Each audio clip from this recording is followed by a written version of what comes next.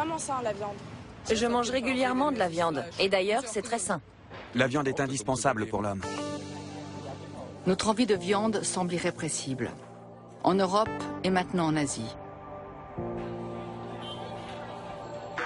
L'Europe produit plus de 42 millions de tonnes de viande par an. Une viande tellement bon marché qu'elle est exportée jusqu'en Afrique. Le fourrage dont se nourrissent nos animaux provient souvent d'Amérique du Sud. Mais cette alimentation mondialisée n'est pas sans conséquences.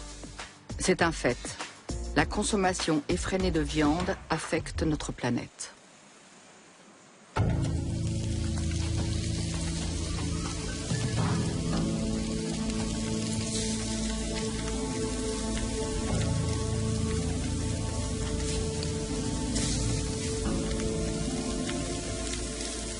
C'est bon, tout simplement. C'est bon, c'est plein de goût, c'est la nature, c'est la montagne, c'est la ferme, c'est tout ce qu'on aime, quoi.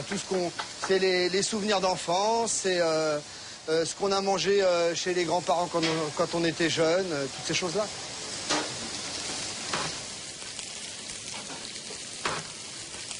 Les Français adorent la viande rouge.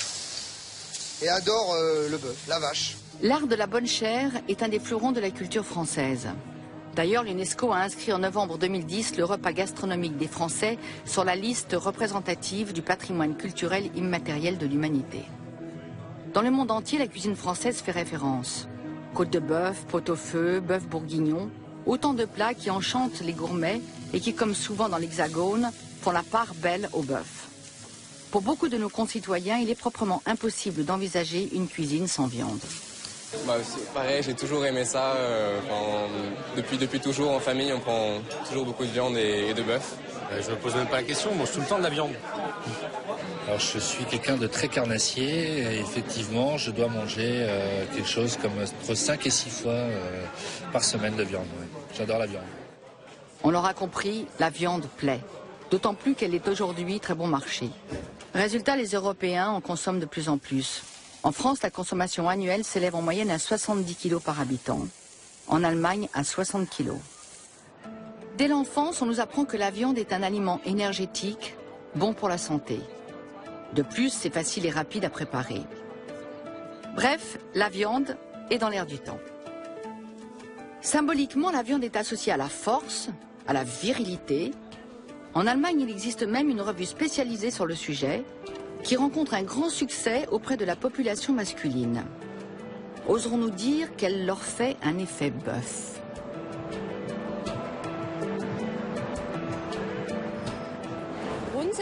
La viande est un aliment qui plaît aux femmes comme aux hommes.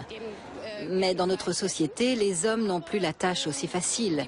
Comment exprimer leur côté masculin, leur virilité? Or, la consommation de la viande renvoie précisément à la force physique de l'homme, à sa supériorité musculaire, à son côté mâle et conquérant. Lorsqu'il avale un énorme pavé de bœuf, l'homme peut ainsi exprimer un aspect de sa virilité. En même temps, ça permet à la femme qui l'accompagne de faire preuve d'une certaine retenue, de faire passer un message. Moi, je mange très peu de viande, juste un peu de viande blanche. Je n'arrive pas à manger autant. Si ce n'est qu'un bon morceau de viande est également excellent pour les femmes. Du moins si on en croit les messages publicitaires de l'industrie agroalimentaire.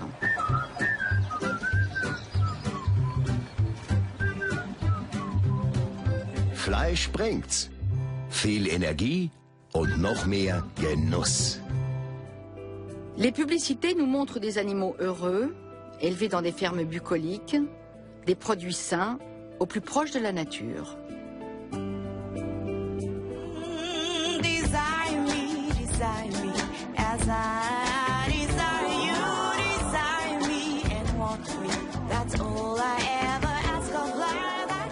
Le bœuf, le goût d'être ensemble.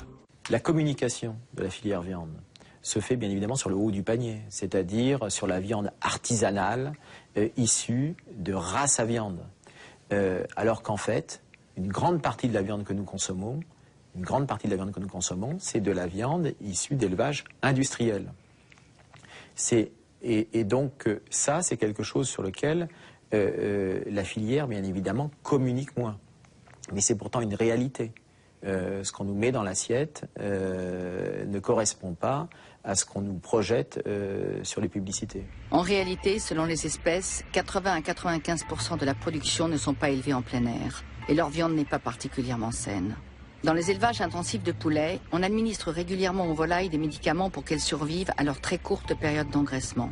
Des résidus de ces médicaments qui ne sont pas sans danger pour l'homme subsistent dans la viande. Littéralement entassés dans des bâtiments surpeuplés, les volatiles croupissent sans voir l'air libre sur des sols jonchés d'excréments. On peut en compter jusqu'à 24 au mètre carré. Résultat, ils tombent souvent malades.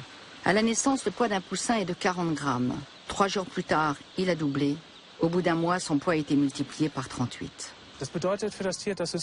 Pendant la phase d'engraissement de l'animal, le développement de la masse musculaire, la viande, devance pour ainsi dire la croissance de l'ossature et de l'appareil locomoteur. Si bien que la circulation sanguine, l'appareil locomoteur et le squelette ne peuvent pas suivre. En fin de période d'engraissement, les animaux ne peuvent pratiquement plus bouger. Tout au long de la phase de croissance, les poulets de chair sont soumis à des traitements médicaux fortement dosés, notamment en antibiotiques, présentant un danger pour l'homme. Une ferme d'engraissement de la firme Wiesenhof, l'une des principales entreprises d'élevage de volailles en Allemagne. Josef Barmeyer est le vétérinaire de l'exploitation. Aujourd'hui, il procède à un contrôle. Avant d'entrer dans le bâtiment d'élevage, il change de vêtements et procède à une désinfection très rigoureuse. Une précaution indispensable pour éviter toute contamination. 38 000 poulets sont confinés dans ce hangar. Une densité qui octroie généreusement à chaque animal un non-espace vital de la dimension d'une feuille de format A4. Productivité oblige, le bâtiment est piloté par ordinateur. Dans les élevages industriels, les poulets sont généralement abattus au bout d'une quarantaine de jours. Environ 700 poulets meurent avant la fin de la période d'engraissement. Un résultat satisfaisant pour ce type d'infrastructure. Un taux de mortalité supérieur aurait un impact sur le chiffre d'affaires, donc sur les bénéfices de l'entreprise. Dès lors, tous les moyens sont bons pour réduire la mortalité des poulets. D'où l'utilisation d'antibiotiques qui présente un autre avantage, celui de favoriser la prise de poids chez les volailles. Depuis 2006, un règlement européen interdit d'utiliser des antibiotiques pour doper la croissance des animaux. Mais cela n'a pas empêché un recours croissant aux médicaments dans les fermes d'engraissement allemandes.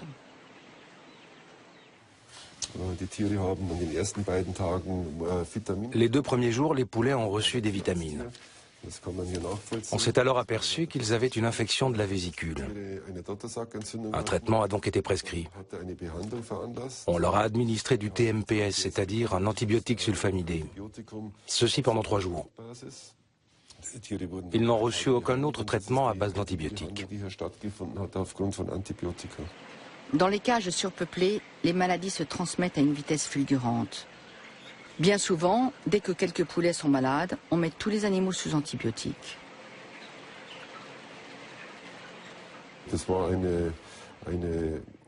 Ce traitement a été administré suite à une prescription vétérinaire. Nous n'utilisons jamais d'antibiotiques de manière préventive. Le vétérinaire effectue un contrôle le 2e ou le 3e jour de la mise en cage, afin de décider si un tel traitement est nécessaire ou pas. Pourtant, les poulets sont maintenus dans des conditions qui favorisent les maladies. Alors où est la vérité? Les antibiotiques sont-ils destinés à préserver la santé des animaux ou à doper leur croissance? Le gouvernement du Land de Rhénanie du Nord-Westphalie a enquêté sur l'utilisation des antibiotiques chez les animaux.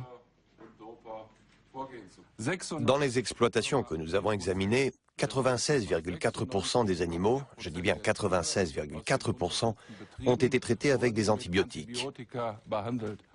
Ces résultats sont tout simplement alarmants et pour tout dire révoltants. De 2 choses l'une. Soit ces antibiotiques sont utilisés pour doper la croissance des animaux, soit pour les protéger de manière préventive dans leur environnement, celui des fermes d'engraissement, propices aux maladies. Dans un cas comme dans l'autre, ce n'est pas acceptable, tant sur le plan légal qu'éthique.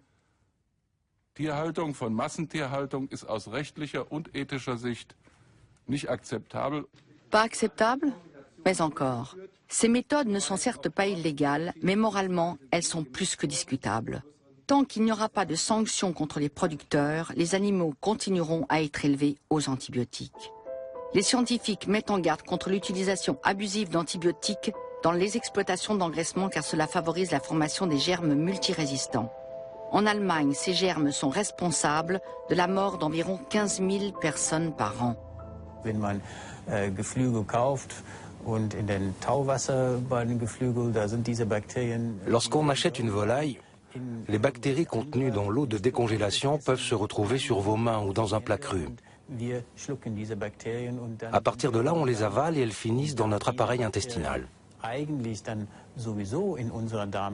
Ces bactéries se trouvent déjà dans notre intestin. Ce n'est donc pas un souci a priori. Le problème apparaît lorsqu'on doit prendre des antibiotiques ou lorsqu'on est à l'hôpital et que suite à une complication, les bactéries résistantes présentes dans l'intestin provoquent une infection. Ces bactéries sont difficiles à soigner avec nos antibiotiques classiques. La Rhénanie du Nord-Westphalie s'est donc penchée sur la question. Le gouvernement fédéral de Berlin, pour sa part, a longtemps refusé le simple contrôle de la distribution des antibiotiques aux volailles sous couvert de protection des données. Aujourd'hui, les choses évoluent. Mieux surveiller les médicaments administrés aux volailles, la mesure s'imposait en raison des scandales qui défraient régulièrement la chronique. L'Association de protection de l'environnement, Bund, B-U-N-D, a effectué une analyse de la viande de poulet.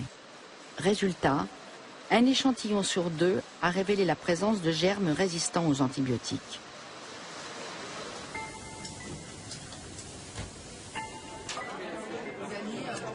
La viande rouge aussi présente des dangers pour la santé. Partout dans le monde, les experts déconseillent une consommation excessive. Les études le montrent, trop de viande rouge réduit l'espérance de vie. Les gros consommateurs de viande souffrent davantage de gouttes, de rhumatisme, de cancer et de diabète. Avec une consommation de 300 grammes de viande rouge par semaine, on fait déjà partie des groupes à risque. Le Centre de recherche contre le cancer de Heidelberg en Allemagne s'intéresse à l'origine des maladies cancéreuses.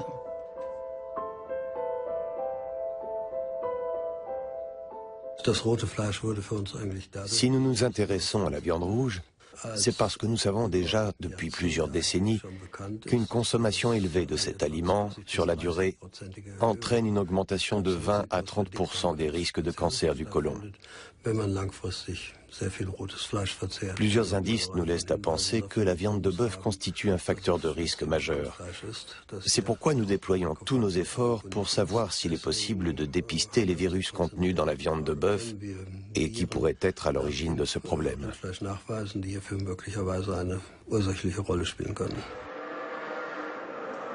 Le danger pour la santé humaine lié aux virus et aux antibiotiques présents dans la viande augmente au même rythme que la quantité consommée.